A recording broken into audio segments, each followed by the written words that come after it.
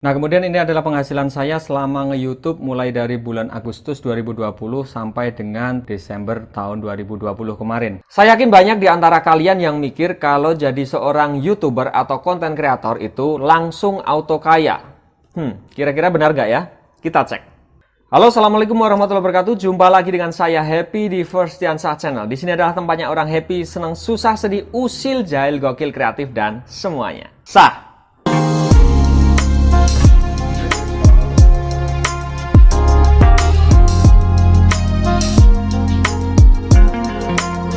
Senang sekali rasanya saya masih bisa hadir di sini dalam video ini untuk bisa menyapa kalian semuanya.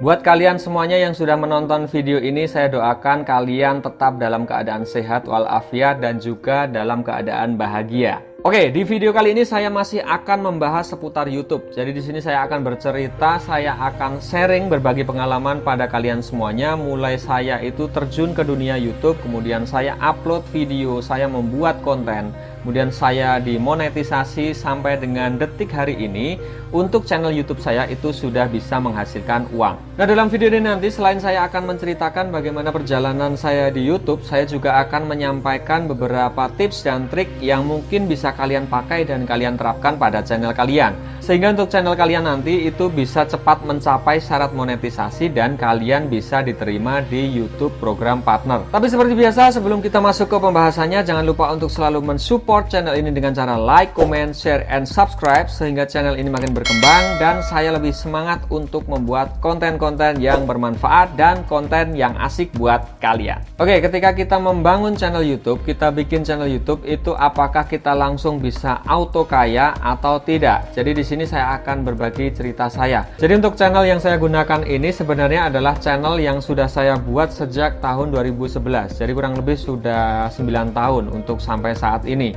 Kemudian di situ untuk aktivitas saya mulai upload video lagi, saya mulai produktif lagi, itu saya mulai kemarin kira-kira bulan Agustus tahun 2020. Jadi dulu ceritanya ketika saya mulai aktif lagi, saya untuk mengupload sebuah video dan saya upload ke channel YouTube saya, itu awalnya saya start untuk jumlah subscribernya itu di angka 28. Jadi di situ saya masih ingat sekali. Di situ untuk jumlah subscriber saya itu adalah 28 subscriber. Kemudian di situ saya memulai upload video pertama saya yaitu tentang tutorial penggunaan aplikasi Microsoft Teams. Nah, di situ ceritanya ketika saya upload video pertama kali saya yaitu tentang tutorial itu awalnya niatnya adalah iseng-iseng. Jadi di situ saya mencari peruntungan di YouTube, barangkali mungkin bisa views-nya itu bisa banyak. Ternyata di situ untuk retensi yang menonton itu lumayan. Jadi di situ untuk jumlah views-nya itu sudah sampai di sekitar 700 kalau nggak salah sampai 800. Nah, dari situlah mulai tergerak hati saya untuk melanjutkan dalam membuat sebuah konten. Nah, di situ saya mulai untuk upload video baru, upload seperti itu. Kemudian untuk jenis konten yang saya upload sebelumnya itu kan tutorial, dan di sini saya untuk basic saya itu sebenarnya fisika. Jadi di situ saya membuat sebuah konten materi fisika atau materi untuk pembelajaran siswa. Nah, di situ untuk retensi penonton juga semakin lumayan sebenarnya. Cuman saya rasa di bagian akhir itu untuk retensinya mungkin kurang terlalu kurang terlalu berkembang sehingga saya sekarang ini juga beralih. Jadi dalam channel saya itu beberapa kali saya mengubah jenis konten. Nah, dari situ buat kalian semuanya, terutama YouTuber pemula, itu kalian sah-sah saja. Silahkan kalian memilih konten yang paling sesuai dengan hobi kalian. Atau misalkan tidak, itu saya akan memberikan tips bagaimana caranya supaya channel kalian itu bisa lebih cepat berkembang. Misalkan seperti ini, ketika kalian suka dengan hobi tertentu, itu kalian coba saja untuk memulai membangun channel dengan jenis konten sesuai yang kalian inginkan. Nah, di situ silahkan kalian banyak upload, paling enggak kalian untuk YouTuber pemula itu minimal adalah 10 video dalam channel kalian. Nah, di sini sambil kalian membuat konten dalam channel YouTube kalian, itu silahkan kalian mencoba untuk menganalisis terhadap channel kalian. Apakah kira-kira jenis konten yang kalian buat itu sesuai dengan minat penonton atau tidak? Apakah kira-kira progresnya bagus atau tidak? Apakah retensi penonton terhadap channel kalian itu bagus atau tidak? Jadi di situ kalian bisa mempelajarinya, bagaimana kira-kira untuk perkembangan ke depan, apakah kalian itu bisa melanjutkan jenis konten tersebut atau kalian perlu mungkin berbelok arah mengganti jenis konten yang kalian buat. Tips dan trik berikutnya dari saya adalah ketika kalian sudah menetapkan pilihan jenis konten, kemudian kalian silahkan buat saja, dan setelah itu kalian upload sebanyak mungkin dengan kualitas yang mengiringinya. Nah, di situ ketika dalam channel kalian itu sudah banyak video, kalian bisa mempromosikan channel kalian. Kalian bisa masuk ke media sosial untuk melakukan promosi iklan terhadap channel kalian. Di situ kalian bisa juga share link mungkin di media sosial. Karena apa? Jadi untuk share link ini sebenarnya juga kalau menurut saya itu sangat penting, terutama untuk kita yang sebenarnya bukan siapa-siapa, atau kita adalah seorang YouTuber pemula, kita bukan artis, kita bukan pejabat, kita bukan apapun itu. Intinya kita nggak punya masa. Nah, di situ kita harus melakukan promosi segencar mungkin. Jadi kalian di situ bisa membagikan link video kalian atau link channel kalian ke media sosial untuk awal-awal. Dengan begitu untuk channel kalian itu pasti nanti semakin kesana akan lebih dikenal oleh orang banyak. Nah, sekarang kembali ke channel saya. Jadi di situ ketika saya sudah saya mengupload beberapa video, itu saya mulai mempromosikan ke berbagai media sosial. Di situ tujuan saya hanya untuk mencapai 1000 subscriber dan 4000 jam tayang. Karena apa? Jadi ketika sebuah channel baru itu supaya bisa dimonetisasi dan menghasilkan uang, itu harus mencapai syarat minimal tertentu. Di antaranya adalah 3. Yang pertama adalah untuk channel yang kalian buat itu harus mematuhi kebijakan dan persyaratan atau pedoman pada komunitas YouTube.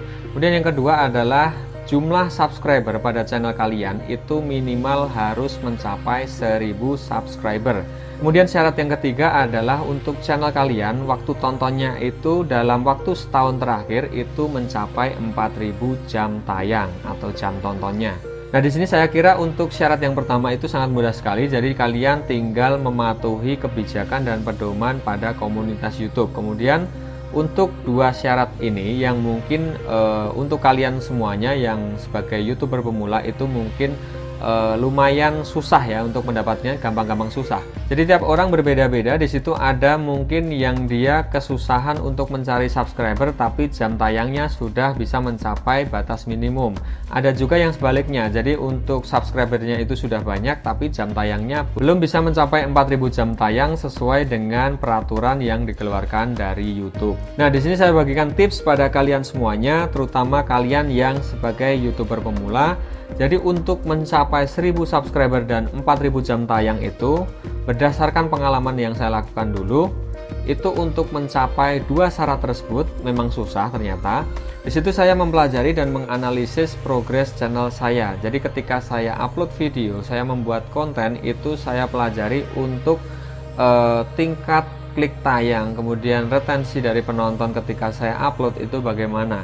Nah, di situ yang saya lihat ketika saya mengupload sebuah video atau saya membuat konten, kemudian progresnya itu tidak meningkat secara signifikan, maka di situ saya mencoba menyisipkan beberapa video itu yang di luar jenis atau mungkin istilahnya niche ya.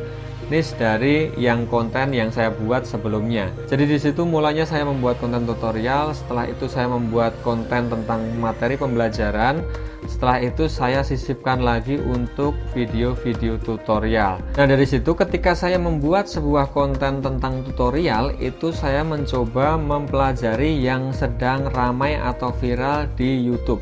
Jadi saya mencari sebuah konten atau ide atau topik pembahasan yang sedang booming atau viral di YouTube. Nah, pada saat itu di bulan November kemarin, kebetulan untuk bulan Desember 2020 kemarin tanggal 9 itu kan dilaksanakan pemilihan kepala daerah atau pilkada. Nah, di situ untuk bulan Novembernya itu sedang ramai-ramainya membahas tentang aplikasi Sirekap, yaitu aplikasi yang digunakan nanti dalam pelaksanaan pemilu atau pilkada tahun 2020, yaitu kalau kemarin itu pemilihan bupati. Nah, pada saat itu kebetulan saya sendiri menjadi seorang KPPS. Jadi di situ saya juga menggunakan aplikasi Sirekap karena pada waktu itu ketika saya melakukan registrasi dan aktivasi pada akun saya itu ternyata alhamdulillah lancar. Nah, dari situ saya buat untuk tutorialnya, langkah-langkahnya untuk menggunakan aplikasi Sirekap ini supaya bisa berjalan dengan lancar. Nah, kemudian ketika saya melihat banyak sekali yang trouble, setelah saya membuat konten, pada waktu itu saya membuat video untuk tutorialnya itu saya lakukan di jam setengah 1 malam ya, atau setengah 1 dini hari. Jadi disitu saya buat konten dan saya buat videonya sampai jam 2 itu selesai render saya. Kemudian untuk jam 2 itu saya upload ke YouTube. Nah, habis itu saya tinggal tidur. Untuk paginya ternyata untuk progresnya itu meningkat dan meledak. Ternyata untuk video yang saya buat itu cukup membantu banyak orang. Nah, ketika saya upload tentang tutorial aplikasi Sirekap tersebut, tentunya juga untuk pemilihan judulnya, kemudian tag, hashtag, deskripsinya juga harus diperhatikan. Nanti untuk di kesempatan berikutnya saya akan membuatkan video untuk pembuatan judul yang baik, kemudian deskripsi, tag, dan hashtag. Intinya untuk metadata YouTube itu supaya video kita lebih mudah ditemukan di pencarian YouTube. Nah, dari contoh yang saya sampaikan barusan tadi, dan kebetulan itu merupakan pengalaman saya, di situ kalian bisa membuat konten itu. Untuk memilih jenis kontennya adalah kalian bisa menembak atau kalian istilahnya ngambil sesuatu yang sedang dibahas, booming dan viral. Jadi itu saya rasa cukup sangat efektif untuk mendongkrak untuk channel kalian itu bisa mencapai 1000 subscriber dan 4000 jam tayang. Karena untuk video saya kemarin, dari satu video yang saya buat itu untuk jumlah viewsnya itu mencapai 55.000 views. Jadi dari satu video tersebut yang saya dapatkan untuk subscribernya itu sudah bertambah kurang lebih 650 subscriber itu masuk dari video tersebut. Kemudian untuk jam tayangnya yang saya peroleh dari video yang meledak tersebut, jadi dari satu video ya, untuk jam tayangnya yang saya peroleh kurang lebih sekitar 4.500 jam tayang cuman dari satu video. Jadi di sini kalian bisa seperti yang saya sampaikan di awal tadi, kalian bisa membuat 1-2 buah video, kalian coba-coba nggak masalah. Kalian coba untuk membuat sebuah video yang ide atau kontennya itu berisi sesuatu yang sedang booming atau viral dan dibicarakan pada saat itu. Intinya di sini banyak orang yang sedang mencari hal tersebut dan kalian di situ bisa membuatkan tutorialnya yang mungkin bisa membantu mereka semua. Nah, selanjutnya untuk channel kalian yang sudah mencapai 1000 subscriber dan 4000 jam tayang, di situ kalian bisa mengajukan untuk dimonetisasi. Jadi di sini untuk channel yang sudah dimonetisasi dan bisa menghasilkan uang, itu tandanya biasanya pada video-video yang kita buat itu sudah muncul iklan. Dalam pengajuan monetisasi, di situ kalian nanti bisa melengkapi data diri kalian. Di situ nanti akan diminta untuk beberapa field atau pengambilan data diri kalian. Kalian mengisi data nama kalian dan identitas kalian. Kemudian kalian juga diminta untuk membuat sebuah akun Google AdSense baru. Jadi di sini nanti ketika video kalian sudah muncul iklannya, nah di situ nanti kalian akan mendapatkan uang dari iklan. Kemudian untuk uang dari iklan tersebut itu nanti akan masuk ke akun Google AdSense kalian. Maka di sini untuk langkah monetisasi salah satunya adalah kalian membuat akun Google AdSense. Nah, langkah untuk membuat akun Google AdSense ini kurang lebih sama dengan langkah-langkah ketika kita mendaftarkan sesuatu. Jadi di situ kalian mengisi identitas kalian, kemudian ikuti saja langkahnya, dan nanti untuk akun baru Google AdSense kalian itu sudah terverifikasi dan valid. Intinya ketika kalian membuat sebuah akun itu biasakan teliti ketika kalian mengisikan data diri kalian, sehingga nanti di depannya atau kesananya itu kalian tidak akan menemukan berbagai permasalahan yang dikarenakan oleh data diri kalian yang tidak sesuai dengan apa yang kalian tuliskan. Kemudian setelah kalian sukses membuat akun Google AdSense, itu kalian bisa menautkan untuk akun Google AdSense kalian terhadap YouTube-nya.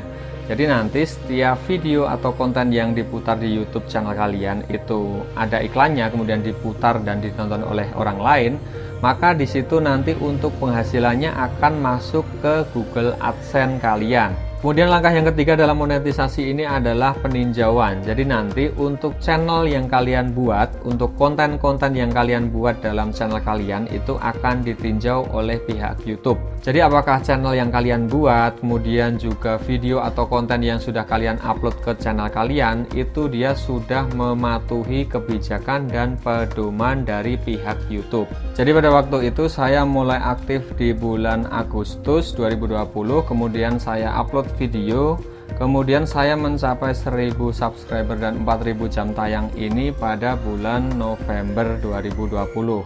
Nah, di sini untuk channel saya itu mengajukan monetisasi pada tanggal 15 November 2020. Kemudian saya ajukan, kemudian saya mendapat notifikasi bahwa channel saya itu untuk First Diansah channel itu bisa disetujui atau di ACC pada tanggal 17 November 2020. Di situ saya mendapat email yang masuk ke email saya, yaitu dari YouTube, selamat Anda telah disetujui untuk bergabung dalam program partner YouTube.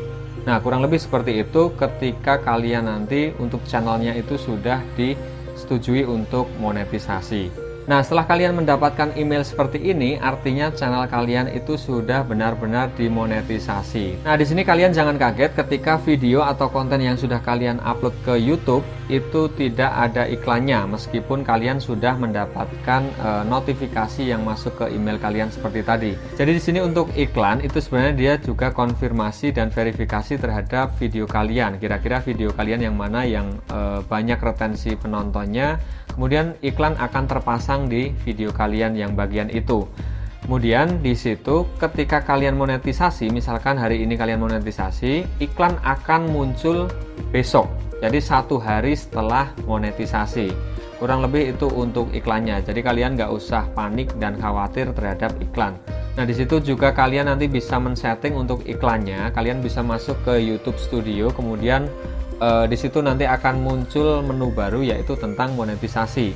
Di situ untuk monetisasi itu kalian bisa mengaktifkannya sesuai dengan video mana yang akan kalian aktifkan untuk monetisasinya.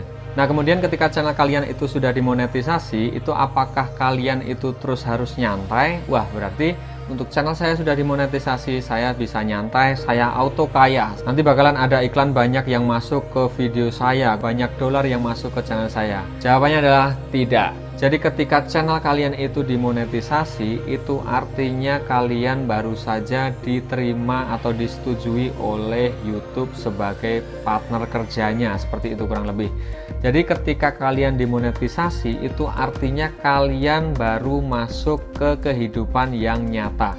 Karena nanti sejak channel kalian dimonetisasi oleh pihak YouTube, itu kalian malah harus semakin bersemangat dalam membuat konten. Kalian harus mengutamakan kuantitas upload video kalian. Kalian bisa upload video terbaik kalian ke channel kalian, sehingga misalkan dalam 1 minggu itu kalau bisa diusahakan untuk mengupload minimal 5 video. Jadi kalau bisa 1 hari upload itu malah lebih bagus. Nah, dalam upload video ini jangan hanya memperhatikan kuantitas. Jadi seperti di pembahasan video sebelumnya saya, itu selain kalian mengutamakan kuantitas atau jumlah upload video kalian sebanyak mungkin, itu juga harus memperhatikan kualitas video. Karena apa? Jadi ketika kalian membuat video atau konten yang kurang bagus atau kurang diminati oleh penonton, maka di situ meskipun kalian sudah monetisasi, maka untuk iklan itu akan menghasilkan sangat kecil sekali. Mungkin dalam 1 hari itu kalian hanya mendapatkan 0, sekian dolar. Pengalaman saya dulu untuk setelah dimonetisasi tanggal 17, jadi untuk iklan itu masuk di tanggal 18 November 2020. Di situ untuk hari pertama itu jumlah dolar yang saya peroleh dari iklan itu untuk 1 hari pertama adalah 0,03 dolar. Bayangkan. Nah, sampai di sini apakah kalian masih berpikir kalau menjadi seorang YouTuber itu langsung auto kaya?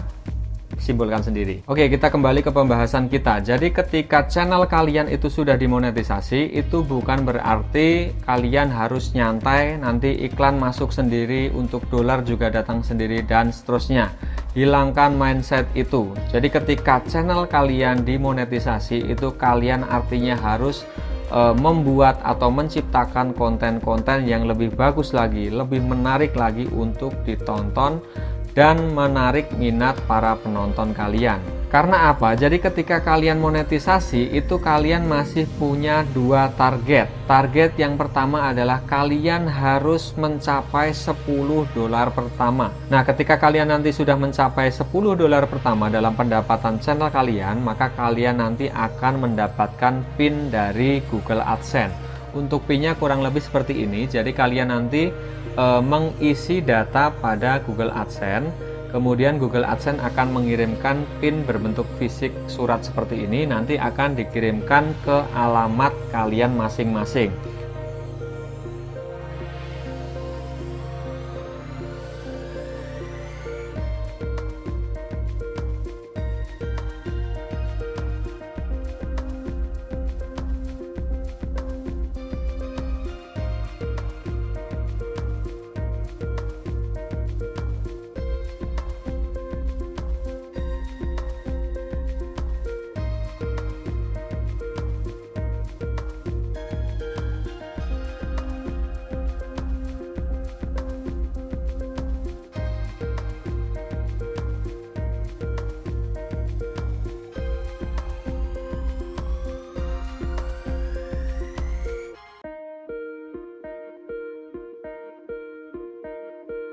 Nah, untuk mengisikan alamat ini, silahkan diisikan sesuai dengan data diri kalian, sesuai dengan tanda pengenal yang kalian miliki. Kalian bisa menggunakan mungkin KTP atau SIM, atau bahkan mungkin ketika kalian memiliki paspor, itu juga kalian bisa isikan. Intinya dalam mengisi data di Google AdSense itu isikan dengan sebenar-benarnya dan sesuai dengan data diri kalian. Supaya nanti untuk surat yang dikirim oleh Google AdSense ini nanti tidak nyasar ke alamat orang lain.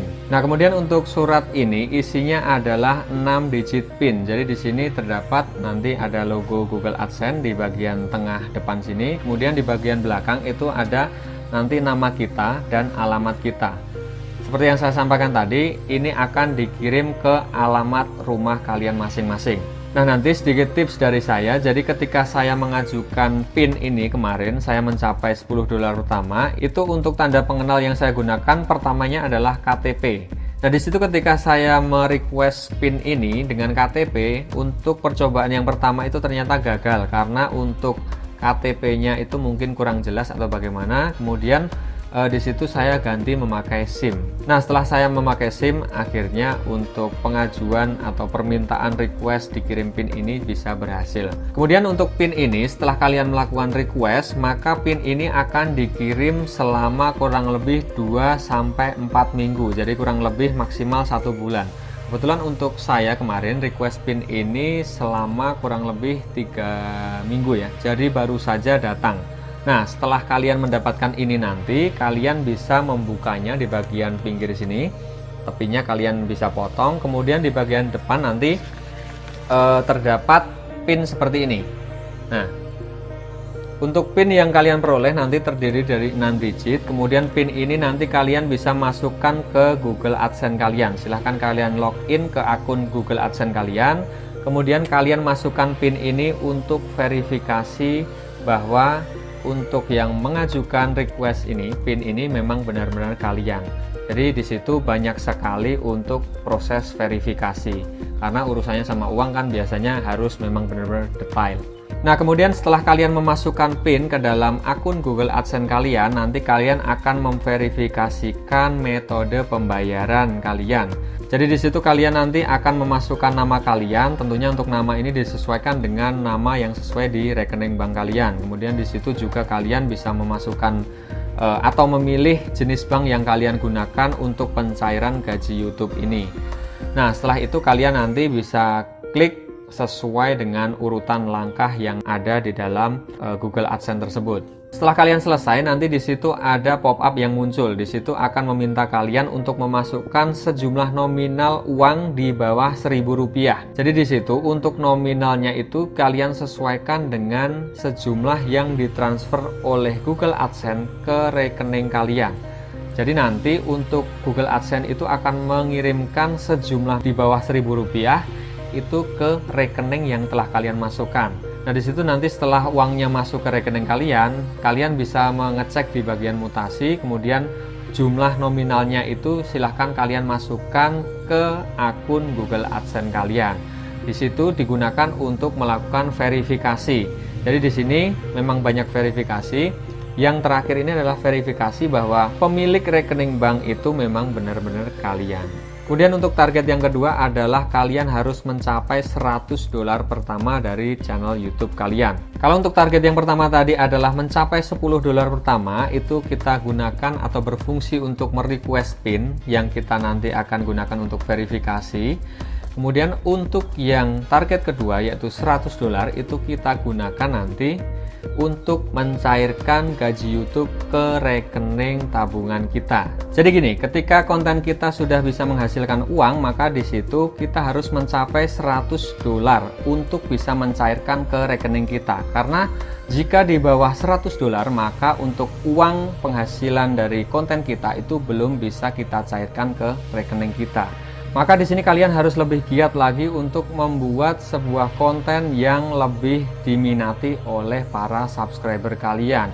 Intinya kalian harus membuat konten yang lebih bermanfaat lagi, kalian lebih semangat upload lagi, kalian semangat membuat video atau konten lagi. Sehingga untuk $100 pertama kalian itu lebih cepat kalian capai dengan waktu yang singkat. Nah, ketika kalian sudah mencapai $100 pertama, maka di situ kalian bisa mencairkan penghasilan kalian ke rekening kalian. Jadi di situ untuk $100 ini adalah nilai ambang minimum yang harus kalian peroleh. Jadi kalian harus mencapai di atas $100 supaya untuk gaji YouTube kalian itu bisa dicairkan ke rekening kalian. Nah, mungkin banyak dari kalian yang penasaran berapa pendapatan yang sudah saya peroleh ketika saya awal nge-YouTube dari bulan Agustus 2020 sampai dengan Desember 2020. Jadi ini adalah penghasilan yang saya dapatkan dari YouTube dari Agustus 2020 sampai dengan Desember 2020. Jadi di sini untuk saya menunjukkan ini semua itu bukan berarti saya pamer ataupun riak pada kalian semua, tetapi supaya kalian itu lebih semangat dalam berkonten atau membuat channel di YouTube. Karena memang ketika kalian berkonten di dalam YouTube dan kemudian untuk konten kalian itu bermanfaat, kemudian juga menarik, itu pasti akan mendatangkan penghasilan. Nah, pesan saya untuk kalian yang menonton video ini adalah di setiap keterbatasan pasti di situ ada pikiran yang selalu bekerja untuk mencari jalan dan jawaban.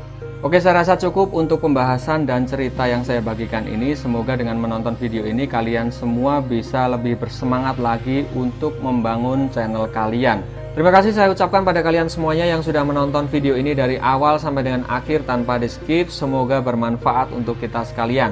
Dan jika video ini dirasa penting dan bermanfaat untuk kalian semuanya, silahkan kalian bisa share ke teman-teman kalian sehingga teman-teman kalian juga mendapatkan manfaat dari video ini. Akhirnya saya Happy pamit undur diri. Sekian saya akhiri. Wassalamualaikum warahmatullahi wabarakatuh. See you next time and bye-bye.